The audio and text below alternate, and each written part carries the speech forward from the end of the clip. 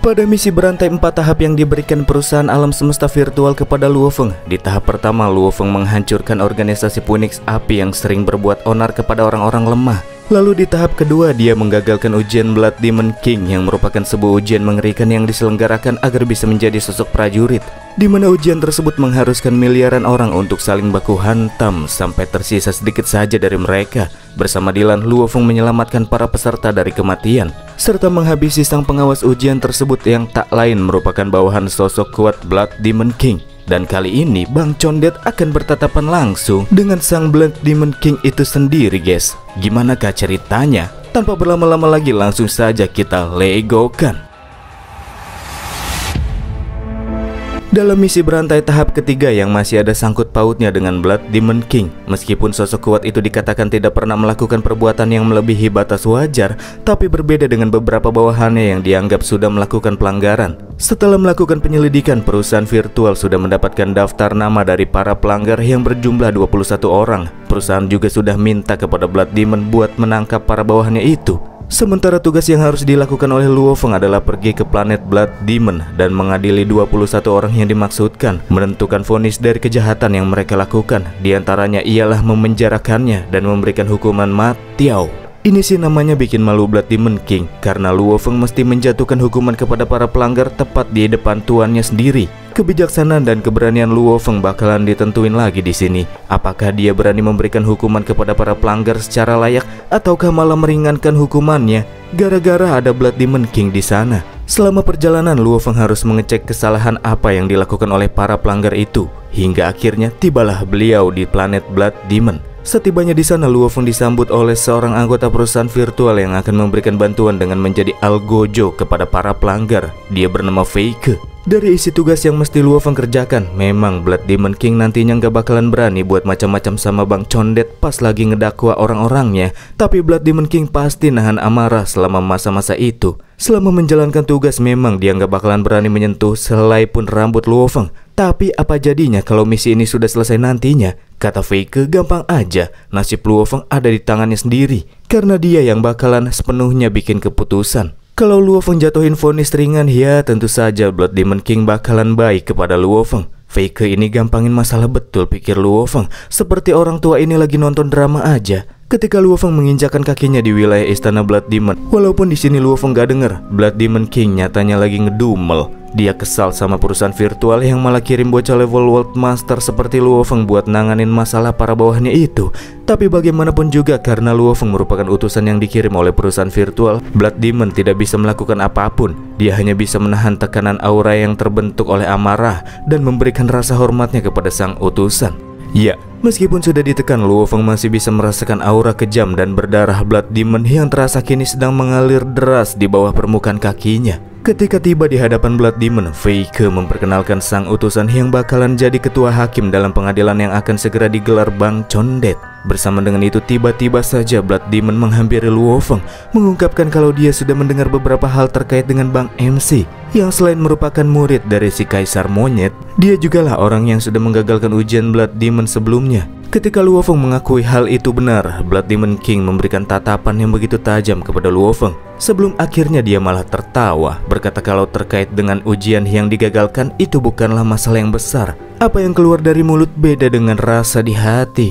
Luo Feng yakin Blood Demon pasti hatinya sangat jengkel sekarang. Sambil memberikan hormat, Luo Feng berkata kalau dia di sini karena tugas yang diberikan sama perusahaan virtual. Ya memang sih. Tapi menurut Blood Demon selanjutnya akan ada banyak hal yang ditentukan sama tindakan dan pilihan Luo Feng pribadi.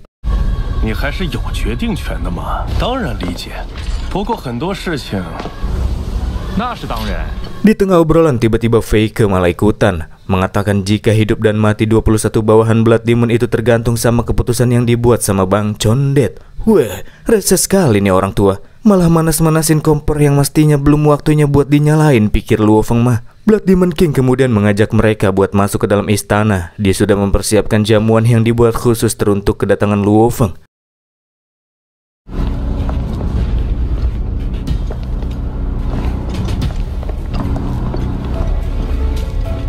Terdapat sebuah table yang besar dan telah ditempatkan banyak makanan-makanan dan minuman super mahal di sana. Di antaranya yang bikin Feike langsung ngiler setelah melihatnya ialah olahan hati naga Bailing dari ras monster. Untuk mendapatkan barang itu cukup sulit. Supaya lebih cepat sampai di sana, selama pengiriman bahkan Blood Demon pakai kurir khusus lewat teleportasi kerajaan dewa. Blood Demon bilang dia langsung check out barang itu pas denger Luo Feng mau berkunjung ke tempatnya. Ada juga minuman sari roh salju api yang Feike rasa itu merupakan minuman paling mantap di alam semesta. Kalau dihitung-hitung, Feike yakin satu meja besar berisikan makanan dan minuman super itu bernilai sekitar 100.000 Huan Yuan tiap unit makanannya. Feike berterima kasih sama Luo Feng yang bisa bikin dia makan makanan enak. Kalau tidak, Feike mungkin gak bakalan mampu buat makan makanan kayak gitu seumur hidupnya. Ah, ini sih bukan apa-apa, kata Blood Demon King yang bilang kalau dia sengaja bikin jamuan mewah itu karena dia senang sama Luo Feng. Murah hati sekali. Satu meja isi makanan itu harusnya setara sama seluruh harta punya Immortal Marquis, tapi dikasih secara cuma-cuma. Kalau orang udah baik pasti ada maunya. Luo Feng yakin akan hal itu. Kalau saja dia ikut makan makanan mewah itu dengan lahap seperti Feike, takutnya Luo Feng malah merasa berat hati ketika dia lagi menjatuhkan vonis kepada para pelanggar. Feike juga bikin kesel lagi pas dia nyuruh Luo Feng buat ikut makan wagyu naga itu, kayak dia yang makan sangat lahap. Di tengah perjamuan, Luo Feng mengalihkan topiknya langsung kepada 21 pelanggar bawahan Blood Demon. Gak usah buru-buru untuk melakukan pengadilan, kata Blood Demon King. Luo Feng diminta santuy-santuy aja dulu, nikmatin jamuan yang disiapin sama dia. Apakah Luo Feng bakalan kena sogok makan? Tentu tidak. Sebelum pelayan cantik nuangin minuman terenak di alam semesta, Luo Feng minta maaf sama Blood Demon King kalau dia sama sekali tidak bisa melupakan tugas yang diberikan sama perusahaan untuk dia jalankan. Kerjaan belum tuntas, masa udah pesta-pesta aja. Kesal karena sogokan makanan yang gak bekerja dan tak bisa melawan, pada akhirnya Blood Demon minta bawahannya buat nyingkirin semua makanan sampah itu, lalu bawa ke-21 pelanggar ke dalam ruangan untuk diadili. Feike terus ngunyah sambil lihat keputusan dan keberanian yang diambil sama Luo Feng.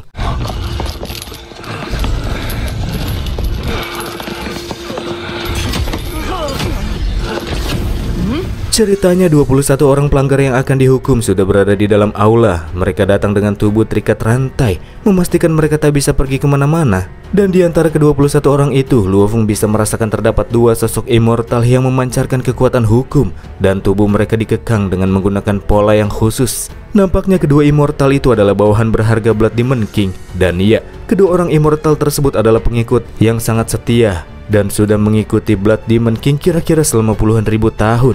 Blood Demon sih pengennya keduanya nggak sampai celaka, hanya saja keputusan selanjutnya akan sepenuhnya diambil sama Bang Condet, jadi dia tidak akan bisa berbuat apa-apa. Blood Demon ngomong dengan cukup lantang di dalam ruangan, meminta kedua bawahannya itu untuk berharap saja agar Luo Feng bisa memberikan keputusan yang tepat. Dari obrolan tersebut, Dylan sadar kalau Blood Demon nampaknya memberikan isyarat agar Luo Feng melepaskan kedua immortal bawahannya itu. Sementara 19 orang pelanggar lain yang gak diajak ngomong sama bosnya kayaknya bebas deh mau diapain aja sama Luo Feng.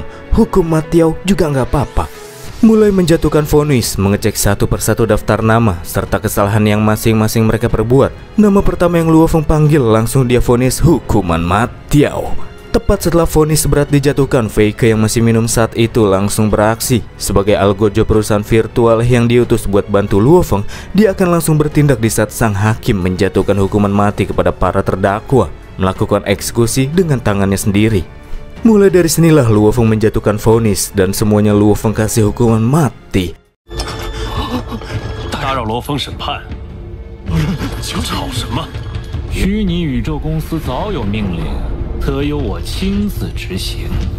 一旦罗峰殿下宣判这21人，下一个，死刑！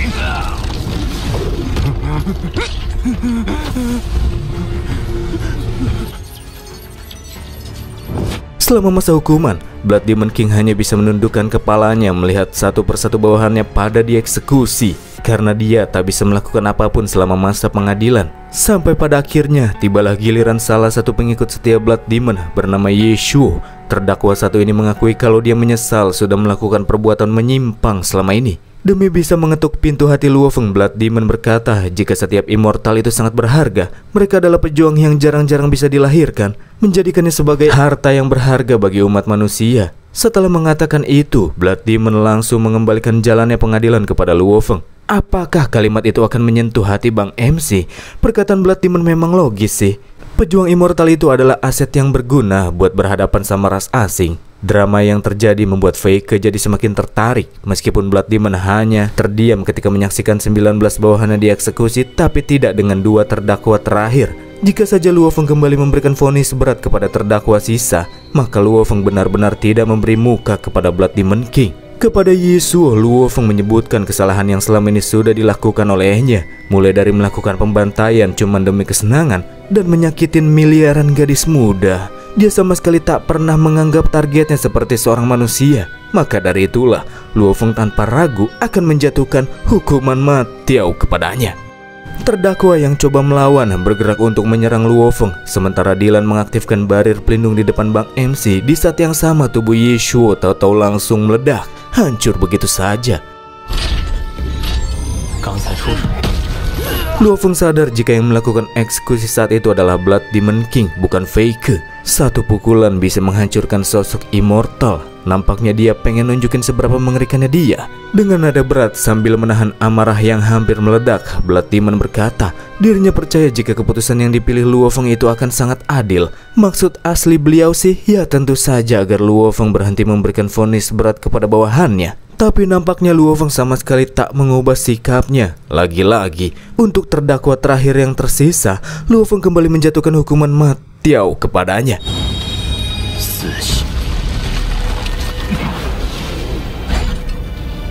Setelah ke-21 pelanggar semuanya mokai sambil terengah-engah, Blood Demon hanya berkata kalau keputusan Luo Feng itu memang sangat adil. Dan karena urusan mereka sudah selesai, dia langsung meminta tamu untuk segera kembali. Dia nggak mau nganterin Luo Feng dengan alasan sangat sibuk. Padahal kesal aja dia tuh. Dalam perjalanan pulang, Babata merasa ngeri gara-gara Luo Feng malah menyinggung Blood Demon King dengan sangat berani. Sama halnya dengan Dylan yang merasa agak khawatir. Tapi karena sudah kejadian, ya mau bagaimana lagi. Dan tak berselang lama, email penilaian atas misi tahap ketiga pun dikirim. Dan Luo Feng kali ini mendapatkan angka penilaian penuh 100%. Babata merasa heran kok nilainya bisa sempurna. Padahal kali ini semuanya Luo Feng babat. Dalam hal standar penilaian, Luo Feng sepertinya sudah agak mengerti. Jadi perusahaan sengaja memilih talenta, kemampuan dan sifat dalam penilaiannya. Tapi dari itu semua yang paling penting, apakah seseorang bisa berguna bagi perusahaan? Seperti halnya menjadi senjata yang pas di tangan dan mau diarahkan kemanapun tujuannya oleh sang pemiliknya. Karena misi tahap ketiga sudah selesai, selanjutnya ialah tahap keempat dan terakhir. Dikatakan bahwa semenjak Luo Feng bangkit menjadi sosok pejabat utusan inspeksi perusahaan alam semesta virtual, kedudukan keluarganya terus naik dan anggota keluarganya jadi semakin banyak. Meskipun aturan di dalam keluarga Luo itu cukup ketat, tapi masih ada saja yang melakukan pelanggaran. Dan hingga saat ini sudah terbukti ada 21 orang dari keluarga Luo Feng yang melakukan kejahatan. Maka dari itulah Luo Feng selanjutnya diharuskan untuk memberikan hukuman kepada 21 orang dari keluarganya. Hukuman yang disediakan diantaranya penjara 100 tahun, 10.000 tahun, penjara 1 juta tahun, dan yang paling berat adalah hukuman mati. Jika hukuman mati dijatuhkan, Luo Feng mesti menggunakan tangannya sendiri untuk melakukan eksekusi kepada mereka. Mulai dari penindasan, pembunuhan, dan pembakaran. Menyakiti orang tak bersalah, itulah tindakan menyimpang yang dilakukan sama ke-21 orang dari keluarga Luo Feng tersebut. Kata Babata, perbuatan mereka memang keterlaluan. Tapi Luo Feng yang diminta buat eksekusi keluarganya sendiri kalau hukuman mati dijatuhkan, itu juga sangat kejam. Setelah melihat daftar nama yang diberikan, Luo Feng dibuat terkejut ketika melihat nama ke-21 di dalam daftar. Karena itu adalah nama ayah kandungnya sendiri. Luo Feng langsung marah-marah di dalam kapal. Memang dia ngaku kalau terdakwa lainnya itu melakukan kesalahan dan pantas buat dihukum. Tapi kenapa pula ayahnya juga ikut dihukum? Padahal selama ini kerjanya cuma main game virtual saja. Karang-karangan orang dalam ini sih. Di email dituliskan kalau ayah Luo Feng membangun sebuah guild di dalam game dan secara sembarangan membunuh orang dengan begitu kejam. Ini merupakan tuduhan yang sangat serius. Kalau nggak dihukum mati, ayah Luo Feng mungkin bakalan dipenjara 10.000 tahun. Membunuh ayah sendiri. Sebenarnya apa yang diinginkan perusahaan virtual sampai-sampai minta Luo Feng berbuat sekejam itu?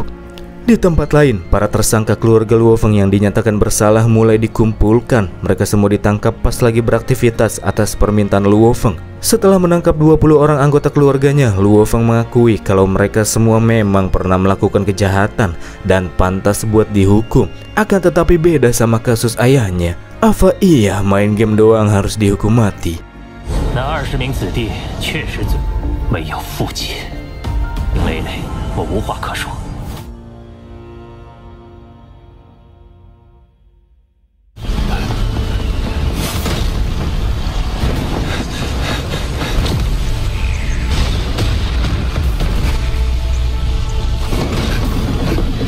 Untuk menemui ayahnya, Luo Feng masuk ke dalam game yang biasa ayahnya itu mainkan.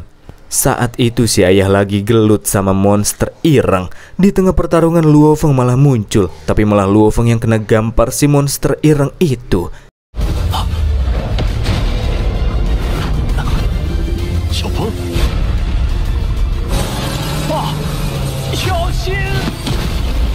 Pada akhirnya si ayah lah yang ngalahin monster itu pakai ultinya.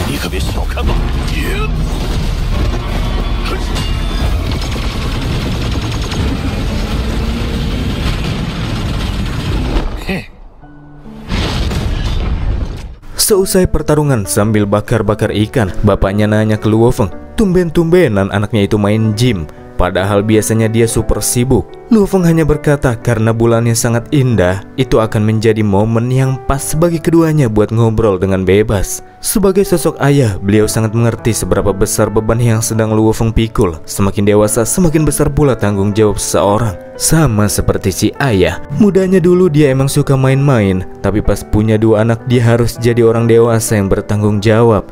Iya, Luo Feng tidak pernah lupa dulu pas keluarga mereka lagi miskin-miskinnya. Si ayah kalau pulang kerja, meskipun capek dia selalu tersenyum pas lihat anak-anaknya. Di luar masalah itu, Luo Feng kemudian bertanya terkait dengan guild yang dibentuk sama ayahnya di dalam game. Mendengar itu si ayah langsung semangat jelasin tentang guild miliknya itu. Luo Feng nampak sangat excited ketika mendengar si ayah yang cerita dengan penuh semangat. Nggak masuk akal sih, orang sebaik dan sepolos itu membunuh banyak orang dengan kejam.